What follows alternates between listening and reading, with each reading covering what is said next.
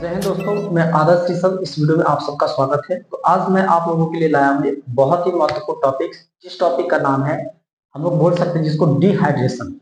गर्मी के सीजन में सबसे ज्यादा डिहाइड्रेशन की समस्या बढ़ती जा रही है। मतलब कि शरीर में जो जल की मात्रा वो कम होना, जिसको हम लोग डिहाइड्रेशन कहते हैं, या उसको हिंदी में निर्जलीकरण कहते हैं।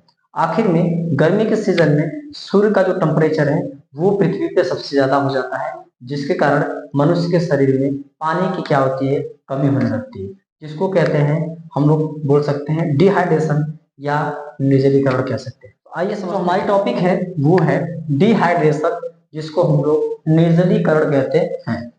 अब बात यह है कि शरीर में जब पानी की मात्रा कम होने लगती है या कम हो जाती है, उसी को निर्जलीकरण या डिहाइड्रेशन कहते हैं।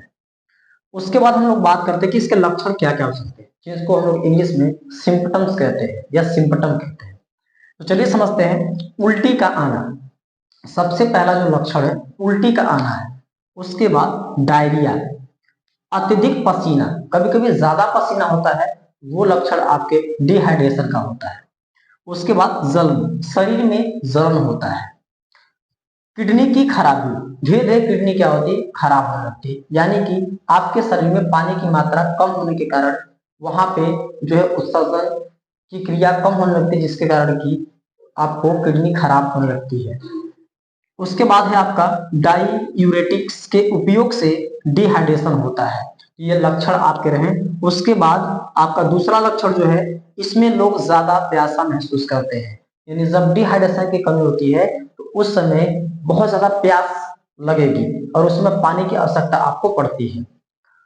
फिर कुछ समय पश्चात पेशाब और पसीना आने लगता है। देखिए, जो आपका पेशाब और पसीना है वो धीरे धीरे कम होने लगता है। जो आप पहले पसीना बहुत तेजी से आ रहा था, वो पसीना धीरे धीरे कम होगा।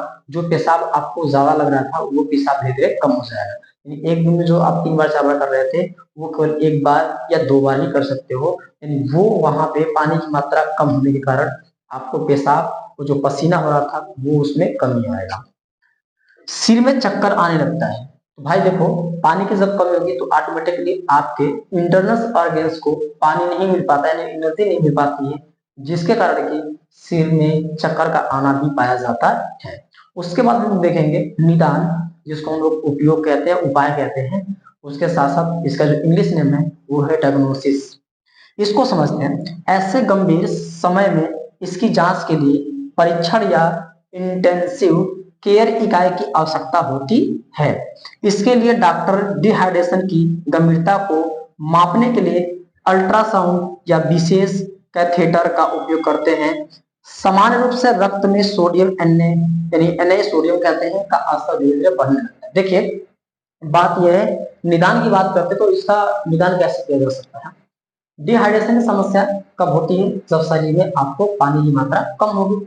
तो सिंपल चीज है कि शरीर में जो ब्लड होगा, उस ब्लड में सोडियम की मात्रा बढ़ने लगती है। जब सोडियम की मात्रा बढ़ती है तो डिहाइड्रेशन की समस्या धीरे धीरे बढ़